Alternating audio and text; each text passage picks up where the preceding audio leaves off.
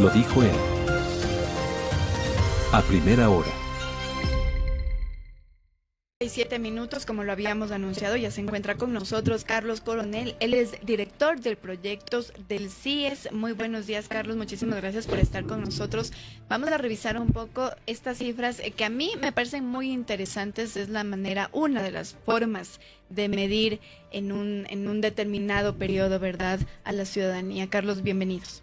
Hola Andrea, un cordial saludo contigo, con el equipo de acá de la radio, la gente que tiene la generosidad de escucharnos, y un saludo especial para Fabricio, que sé que prontamente estará nuevamente acompañando este programa. En efecto, mes a mes presentamos nosotros nuestro instrumento de investigación de opinión pública, que no tiene para nada que ver, ¿no es cierto?, con simpatías o antipatías con las autoridades o personas que medimos o los procesos que medimos, sino más bien son instrumentos, ¿no es cierto?, para, a través de la comprensión de las expectativas, de las percepciones de los ciudadanos, gestionar la gobernanza, aportar al debate público y, en última instancia, mejorar la conversación alrededor de lo que sucede, de lo que esperamos que suceda y de lo que esperamos que no suceda en el país. Bien, empecemos entonces revisando, como siempre, la ficha técnica. ¿A quiénes se realizó esta encuesta?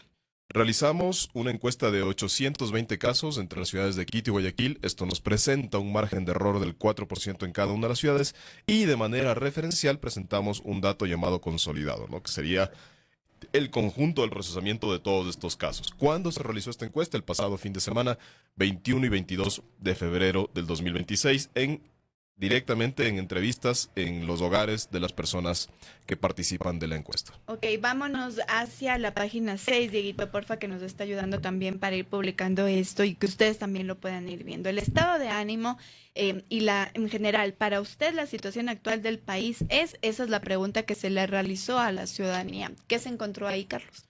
Hemos encontrado para el mes de febrero de 2026 una posición pesimista en el consolidado del 72%, y una posición optimista del 28%. Si hacemos esta disección, digamos, por ciudades, encontramos el 68% en Quito y el 75% en Guayaquil. Como vemos, las tres cifras tienen un comportamiento similar, tanto el consolidado como las ciudades de Quito y Guayaquil. Hasta ahí creo que hay un dato que es llamativo, es decir, el Ecuador, los ecuatorianos persisten en esta visión pesimista de la realidad actual del Ecuador. ¿Cuál es la expresión de esto? Nos refieren, la situación actual del Ecuador es mala o muy mala. Se mantiene de manera muy similar al dato de enero y al dato de la serie. Ese ya es un dato significativo. ¿Por qué? Porque esa estabilidad del número ya nos empieza a expresar un pesimismo inercial, ¿no es cierto? Y esto además lo vamos a consolidar con la siguiente lámina, en la cual vemos el comportamiento o las expectativas respecto a los próximos 6 meses. Entonces, si uno tiene en una sociedad una percepción de que la actualidad no está bien, y esta percepción es sistemática, y además, como vemos en esta lámina, si le preguntamos a los ecuatorianos, en los próximos 6 meses, ¿usted considera que el Ecuador estará igual, mejor o peor que ahora? Encontramos que el mejor alcanza el 12% en el consolidado, 14% en Quito y 11% en Guayaquil. Si comparamos esto con el mes de enero, en enero el mejor llegaba al 25%. Ahí hay una contracción significativa. Lo que habría que resolver, lo que habría que indagar, sobre todo a través de procesos de investigación cualitativa, bueno, y también a través del análisis noticioso, ¿no? ¿Qué pasa? ¿Cuáles son los titulares entre enero y febrero que hacen que las expectativas respecto del inicio del año, ese inicio del año donde la gente decide, voy a hacer dieta, voy a hacer ejercicio, voy a empezar a estudiar o voy a volver a estudiar, Ay, sí, qué se sé quiere yo? un poco Hay más de un esperanza. montón de expectativas normalmente en enero, y eso está bien, es normal al principio del año. Ahora vemos que esa expresión elevada de términos sociales era el 25% en enero y ahora es del 12%. Hay un cierre de expectativas. Y este conjunto de variables nos habla nuevamente de un proceso inercial, es decir, de que es bastante difícil moverse hacia adelante, y además nos empieza a hablar de fatiga. Insistimos, igual que en las lecturas del mes de enero, el problema de la fatiga es que en ese contexto de fatiga, el siguiente escalón de la fatiga es la indiferencia y el siguiente escalón de la indiferencia es la irrelevancia. Entonces, más que esperanza, estamos notando, como hemos referido en nuestro informe, un proceso de estabilidad defensiva. Ya un poco el mérito del día a día de los ecuatorianos no es que algo mejore, sino que al menos algo peor no pase. Es decir, Carlos, lo que tú nos dices ahora, que me parece súper interesante, podría llegar entonces a la fatiga, es decir, aún no llega, y no sé si esto es casi igual que el conformismo. No, no hay conformismo en decir que estamos mal y que el 47% en el consolidado dice que vamos a estar igual en los próximos 6 meses. Bueno, en realidad, si sumamos en el consolidado el igual 47% y el peor 37%, estamos hablando de un 84% de personas que no ve una salida, no ve una mejoría en los próximos 6 meses. Es decir, es bastante más drástico el dato. Ahora, esto no llega a ser un conformismo. Sería, digamos, además, moralmente complejo, ¿no es cierto?, decir que los ecuatorianos son conformistas en función de la investigación de la opinión pública. Lo que sí veo es que eventualmente la indiferencia, es decir, el siguiente escalón, porque ya estamos en un proceso de fatiga. Cuando yo veo este dato del 72% pesimista de manera recurrente, ¿no? Eso lo vemos en diciembre, lo vemos en noviembre, lo vemos en enero y ahora lo volvemos a ver en febrero. Ese proceso ya es un proceso de fatiga. ¿Ya? No se tiene una expectativa respecto al futuro. Ahora, esto tiene, digamos, algunas posibilidades de salida o de comprensión. La primera es que, en efecto, esto deriva en las expectativas de los ciudadanos y en las formas de actuar de los ciudadanos. ¿Ya? Puede ser que, por ejemplo, tienes un trabajo que no te sientes muy bien, no te pagan muy bien, no estás conforme, tienes un mal clima laboral, pero es el trabajo que tienes. Luego, si uno lo ve desde el lado del gobierno, es también una complicación para el gobierno. Digamos, cualquier estrategia de gestión y cualquier estrategia de comunicación política y por lo tanto de cercanía con la ciudadana, de este gobierno o de cualquier gobierno, de un municipio, de una prefectura, si comprende estos datos, vas a ver que está frente a un doble desafío. No solo tiene que responder con gestión, sino que además esa gestión tiene que ser lo suficientemente relevante, sostenible y cercana, comunicada con una manera de cercanía, para que sea relevante para los ciudadanos y, en última instancia, derive en una cercanía, ¿no es cierto?, en una acción de apoyo o respaldo de parte de los ciudadanos. Bien, ahora por acá José Antonio, que está justo conectado, nos pregunta, ¿ha habido tal vez algún momento en el que esa percepción estaba bien por encima del peor? Entiendo que esta encuesta no se hace muchos años, pero tal vez tienen algún momento en el que que alguien esté bien o que alguien perciba que el Ecuador está bien y que va a estar bien en los siguientes meses haya sido mayor que el peor o el igual. Por supuesto, ha habido, a ver, vamos ahí a algunas explicaciones. La primera es que en estricto rigor, ¿no es cierto? Si yo quiero comparar este dato con un dato anterior en el tiempo, tengo que tener una encuesta idéntica en el tiempo. Ya. En el caso de esta encuesta, ¿no es cierto?, del monitoreo mes a mes, tenemos solamente investigación desde noviembre del 2024. Digo solamente entre comillas porque igual estamos hablando de 14 encuestas seguidas que ya nos dan un pulso interesante de lo que pasa en el Ecuador. Luego, en ese momento de 14 meses no hemos encontrado una cuestión distinta. Ahora, el CIES, el Centro de Investigaciones y Estudios Especializados, está en operaciones desde el 2008. ¿No? Yo personalmente hago investigación de opinión pública y de mercado desde el año 2003, lo cual quiere decir que he visto miles de encuestas frente a mí a lo largo de estos últimos 20 años más o menos. Y sí has tenido algunos momentos, ¿no es cierto?, tanto a nivel nacional cuanto a nivel local en Quito y en distintas ciudades del país, donde la expectativa de futuro sí ha sido mayor, ¿no? Y ha sido en algunos momentos significativamente mayor. Hay también momentos de la historia, de todo este histórico de datos que yo tengo referencia, en los que el estado de ánimo ha sido incluso peor. Yo recuerdo los meses anteriores a la muerte cruzada del expresidente Lasso. Ya allí el pesimismo llegó al 83-85%. Entonces, claro, estas son, digamos, variables. Justamente por eso se llaman variables, ¿no? Porque en función de distintos comportamientos que presenta la sociedad y el país, van moviéndose. Sin embargo, como les digo, en la última serie de los 14 meses no vemos variaciones significativas. Ok, vamos a mirar cuáles son los principales problemas que se identifica de parte de la ciudadanía y ahí tenemos entonces ese gráfico que nos presenta CIES. ¿Qué es lo que se encontró? Bueno, en cuanto a los principales problemas, las principales preocupaciones de los ecuatorianos en este momento, febrero del 2026, no hay mayores variaciones si lo relacionamos, si lo comparamos con el mes de enero y con los anteriores meses.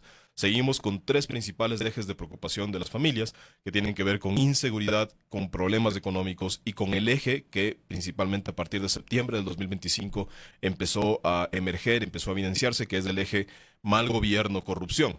Si bien estos cajones, digamos, se mantienen, lo que ha cambiado en alguna medida es el comportamiento, la intensidad de estas expresiones. Carlos, solo para tenerlo claro, por ejemplo, cuando se pregunta sobre los principales problemas, ¿se da las opciones a la ciudadanía o es una respuesta abierta? Es ciertamente una respuesta abierta, ¿no? Por eso, por ejemplo, puede suceder que la gente nos dice, una persona nos dijo inseguridad, otra nos dijo delincuencia, otro nos dijo delincuencia organizada, otro nos dijo adicciones, otro nos dijo sicariato. Para efectos del análisis que estamos presentando ahora, se suman todas esas posibilidades alrededor del tema inseguridad y se obtiene un consolidado. Asimismo, en el caso de la parte económica, ¿no? Si nos pueden hablar, por ejemplo, de desempleo, de economía, de costo de la vida o de pobreza, se entiende, ¿no es cierto? Hacemos para efectos analíticos, insisto, una sumatoria de eso y se expresa ese total agregado, ¿no? En el boletín que ustedes pueden encontrar en nuestras redes sociales, como CIES LATAM, van a encontrar tanto el desagregado, que es este gráfico que estamos viendo ahora en pantalla, cuanto el análisis agregado, ¿no? Para tener una mejor comprensión del total de las respuestas. Ahora, ¿qué sucedió en este agregado? En este agregado que encontramos para el mes de febrero, la inseguridad alcanza el 58% en el consolidado, en Quito 46% y en Guayaquil el 69%. Se vuelve a notar esta diferencia significativa en la percepción de inseguridad entre la ciudad de Guayaquil y la ciudad de Quito. Ahora, volvamos al histórico. Hay momentos en el desarrollo, digamos, de toda esta serie de los últimos 14 meses en que incluso, si no me equivoco, junio, julio del 2025, llegaron a igualarse las percepciones de inseguridad en la ciudad de Quito y en la ciudad de Guayaquil. ¿Ya? Luego tenemos la percepción alrededor de problemas de economía que alcanza el 17% en el consolidado, 16% en Quito y 19% en Guayaquil. Aquí son cifras muy similares entre los tres ámbitos. Y lo llamativo, digamos, de este ejercicio de monitoreo del mes de febrero tiene que ver con el incremento de la percepción alrededor del eje mal gobierno, corrupción como principal preocupación. En general, el 23%, pero particularmente de los quiteños, que alcanza el 37%, y en el caso de Guayaquil, esta conversación se contrae al 10%. Este 37% en términos estratégicos te habla ya de una conversación instalada. Es decir, Andrea o Carlos o Wendy, que están acá en el equipo, salen de aquí del estudio de primera plana, bajan a la calle, se ponen a conversar con alguien y seguramente es bastante probable, al ser una conversación instalada, que la gente te empiece a tocar ese tema. Y se vuelva pues ya un elemento natural de la conversación pública y por lo tanto, al ser un elemento natural de la conversación pública, sea un desafío adicional para el gobierno. Y aquí me llama la atención que haya solo el 10% en el tema Guayaquil, porque esta encuesta se da ya una vez que el alcalde, por ejemplo, Aquiles Álvarez, fue detenido por el caso Goleada. ¿Eso puede, digamos, tener alguna relación? Bueno, en opinión pública, realmente todos los hechos noticiosos y todas las vivencias, ¿no es cierto?, las experiencias de los ciudadanos cuentan, valen. Esto es un ejercicio de análisis multivariado. ¿Se podría endilgar directamente, ¿no es cierto?, una correlación fuerte entre lo uno y lo otro? No. Lo que sí sucede en el caso de Guayaquil, y esto es persistente en toda la serie, es que cuando nosotros les preguntamos de una manera abierta, explícita, ¿no es cierto?, ¿cuál es su principal problema? Sin darle ninguna categoría, la gente va a priorizar cuál es el asunto que más le está afectando. Y en este caso, notoriamente vemos que el desplazamiento está siempre más dirigido hacia las preocupaciones alrededor del ámbito de la inseguridad.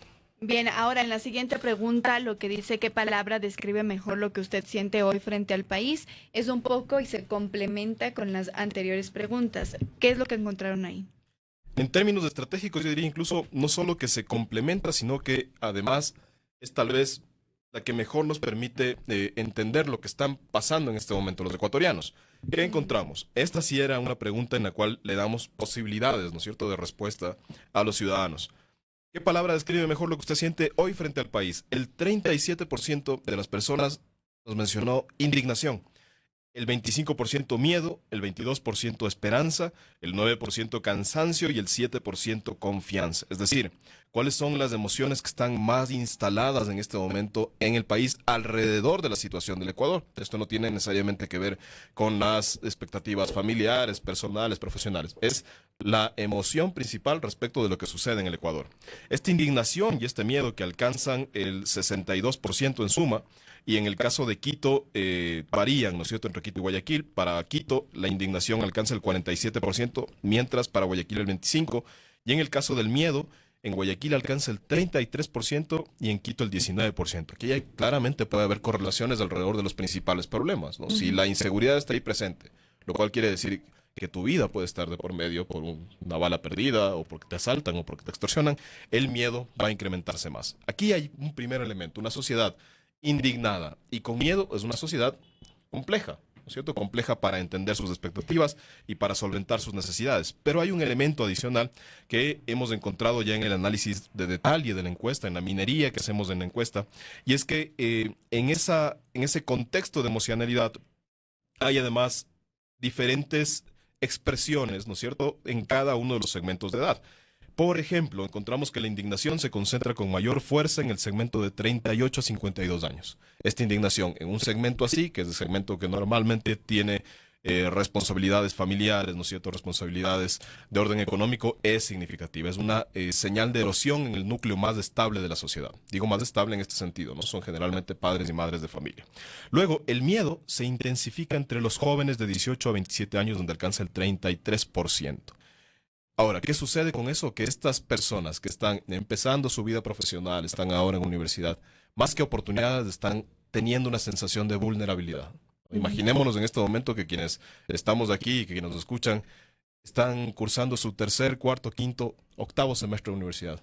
¿Qué haces frente a una situación así? Seguramente, claro, lo que no sientes es seguridad y por lo tanto puedes sentirte vulnerable. Y aquí hay un desafío además de política pública, ¿no? Que toda esta emocionalidad no solo tiene que ser atendida, digamos, en términos concretos de las gestiones distintas de la administración del Estado, sino que además hay un tema de salud mental fundamental que tiene que comprenderse y administrarse, ¿no es cierto?, desde la gestión de la salud pública. En el asunto de la esperanza, digamos, en el segmento de la esperanza, los más esperanzados son los de 53 a 64 años con 27%. Y ¿A hay 54 o a 64? 64. Ahí hay un error de redacción. Y finalmente, para destacar, digamos, de este mapa emocional que hemos encontrado, el cansancio es principalmente más fuerte, el 17% en los jóvenes adolescentes de 16 a 17 años. Perdón. Entonces, claro, allí vemos prácticamente un mapa de tensión entre los distintos segmentos de edad. Yo quiero regresar a lo que estábamos mirando, la palabra que describe mejor lo que usted siente frente al país, y quisiera, porque se me hace imposible no relacionarla con lo que podría pasar, por ejemplo, en marzo. El tema de la indignación tiene el 47%, o sea, es decir, es bastante en Quito, o sea, es decir, hay mucha ciudadanía indignada en Quito y se aproxima una convocatoria a salir a las calles para el 13 de marzo. ¿Eso podría tener tal vez una lectura? Sí, es decir, cuando hay varios elementos que preceden a la movilización social. Uno de los elementos, digamos, puedes tener muchos elementos racionales, muchos argumentos, ¿no? Qué sé yo, el alto costo de la vida, la falta de expectativas, subieron los productos de Colombia. Puedes tener diversidad enorme de elementos, unos muy colectivos, otros muy personales. Pero si eso no llega a una condición emocional, en este caso la indignación, no va a suceder, no va digamos, evolucionar o tener una expresión de acción. En este caso que estamos viendo que sí hay una indignación. ¿Cuál es el siguiente eslabón de esto para que eventualmente una movilización social funcione?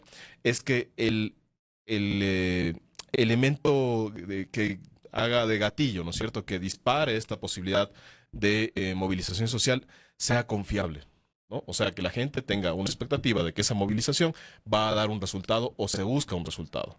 Y creo que allí hay un desafío específico en el caso de las organizaciones que quieran movilizar, digamos, las expectativas ciudadanas alrededor de un reclamo legítimo, por supuesto, porque hay un elemento de indignación presente, pero el siguiente eslabón es que sea esa movilización tenga un sentido de confianza. Bien, vamos a ir hacia la calificación de la labor del presidente Daniel Noboa. ¿Qué encontraron ahí?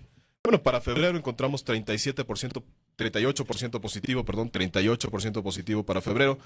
Digo 37 porque 37 fue en enero, es decir, no vimos mayores cambios, no vimos ninguna movilización. En el caso de Quito, el 37% es positivo y en el caso de Guayaquil, el 39% es positivo. En la valoración negativa encontramos en el consolidado un 60%, en el caso de Quito un 61% y en el caso de Guayaquil un 59%. Que es casi lo mismo que teníamos para enero. Yo diría es estadísticamente lo mismo, ¿no? Cuando digo estadísticamente lo mismo es que están en su margen de error, son demasiado similares. Ahora, eso nos abre una hipótesis. Esto es una estabilidad del presidente, es decir, si yo hago esta medición con el equipo de CIES en septiembre del 2026, los datos me van a salir igual porque ese ya es el techo, es la estabilidad del presidente, es decir, no va a ir ni más arriba ni más abajo. Si es que esa es una respuesta, hay una respuesta política. El presidente sabe que ese es su nicho, digamos, y con eso puede seguir adelante. La otra posibilidad de lectura es que esto es un estancamiento. Digamos, en la situación de vulnerabilidad que perciben algunas personas, mediada por la indignación, mediada por el miedo, por la persistencia de problemas y por la inercia del estado de ánimo, ¿no? Esta presencia cada vez recurrente y que no cambia sobre el pesimismo. ¿Es esto un estancamiento? Esa es la posibilidad segunda que se abre de análisis, y en cualquiera de las dos posibilidades que hemos citado, finalmente la respuesta más que técnica, estadística, es una respuesta política, ¿cierto? ¿Cómo hace el gobierno, cómo hace la sociedad para movilizar estos datos? O finalmente, este ya es el punto de equilibrio que encontró la sociedad y allí se va a mantener durante toda la gestión. ¿Y cómo mirar o cómo leer, por ejemplo, que antes decíamos, hay mucha gente que dice que los principales problemas son inseguridad, delincuencia, mal gobierno, son los tres primeros, no solo eso, sino que dicen el 72% se presentan pesimistas frente a lo que ocurre en el Ecuador? ¿Cómo leerlo frente a la valoración del presidente Daniel Noboa? Es decir, por un lado tenemos estas cifras que no hablan muy bien de lo que está pensando la ciudadanía de que ocurre en el Ecuador, pero no sé, y ahí quisiera preguntar, no sé si este 60% de una mala gestión también es de una relación, que más bien hay una relación entre estas dos cosas, ¿o no? Bueno, siempre hay una relación entre todo. Lo que pasa es que esa relación no es directamente proporcional. No es que la gente dice, tengo un problema de inseguridad, y en esa misma proporción van a calificar positiva o negativamente al gobernante, a este gobernante o a cualquier gobernante. Y eso es un matiz interesante, sobre todo para quienes están dedicados a la actividad política y a la actividad de la influencia en los medios de comunicación, a quienes hacen vocería pública. Esta comprensión es fundamental, porque puede ser que en efecto, como vemos, ¿no es cierto?, hay una condición de pesimismo, una condición de persistencia de problemas, pero eso no quita que eventualmente la ciudadanía tenga esperanza. De hecho, vemos en la emocionalidad, ¿no es cierto?, que la esperanza alcanza el 22% en el consolidado, 18% en Quito y 25% en Guayaquil. Es decir, eventualmente en todo este mapa de la opinión pública hay elementos que la gente encuentra para tener una ventana de oportunidad en la gestión del gobernante. Ahora, eso como un primer nivel de explicación. El segundo nivel de explicación tiene que ver con tal vez la lámina final o la siguiente que tenemos en nuestra encuesta, que es una variable más volátil, una variable que cambia más radicalmente con el tiempo, y así lo hemos visto en toda la serie de los últimos 14 meses, que es la confianza. Si quieres, ¿cuál es la variable de castigo alrededor de la figura presidencial? Esta confianza que en el caso de febrero de 2026 se encuentra en el 27%. Y esto es particularmente llamativo y particularmente necesario de lectura por parte de la administración, porque cuando el 27%, cuando 3 de cada 10 ciudadanos te creen lo que dices, bueno, ahí ciertamente tienes un problema de gestión de gobernanza, porque no es solamente dar declaraciones, digamos, hacer la comunicación política no es solamente agarrar un micrófono y salir y decir algo, o hacer videos en redes sociales. Eso es muy importante. Ahora, lo más importante de eso es, de eso que tú haces, con qué se queda el ciudadano y cómo eso te ayuda a movilizar un humor social, cómo te ayuda a movilizar la legitimidad. El dato de confianza, que es bastante más pequeño, si vemos, ¿no es cierto?, 38% de calificación versus 27% de confianza, ahí hay un quiebre, no hay más de 10 puntos de diferencia, y es, como digo, tal vez la variable donde, entre comillas, se castiga esta percepción de gestión del gobernante. Ahora vamos a este balance simbólico de gestión. Más vacío que reconocimiento, dice el CIES. ¿Cómo explicarlo? Bueno, hay dos preguntas que se hacen, ¿no es cierto?, para explicar. Tenemos un 38% de calificación del gobernante a nivel consolidado para este mes, y luego le preguntamos, para usted, ¿qué es lo mejor que ha hecho el presidente hasta ahora? ¿Qué es lo peor que ha hecho el presidente? Y esto nos permite explicar, ¿no es cierto?, cómo están estas expectativas y cómo funciona la valoración hacia un lado o hacia otro lado, o qué elementos encuentran los ciudadanos en cada uno de los sentidos. Allí hay varios elementos. El primero es que la profundidad positiva, es decir, el 49% de la gente nos dice algo positivo de la gestión del gobernante. ¿Ya? Digamos, eso... Una obra o algo, alguna acción que haya tomado el gobierno. Obras, acciones, gestiones. En ese contexto de lo positivo, lo más destacado para los ciudadanos ecuatorianos en este momento, para quienes hemos participado en la encuesta, es el 22% alrededor del tema de seguridad. Digamos, de ese 49% hay una gestión más destacada que es la seguridad con ese 22%. Y luego, digamos, hay otros elementos de detalle, ¿no?, una diversidad, digamos, de posibilidades de respuesta. Eso no está mal, entre comillas, ¿no? En comillas, el mal, porque no es una categoría científica, digamos.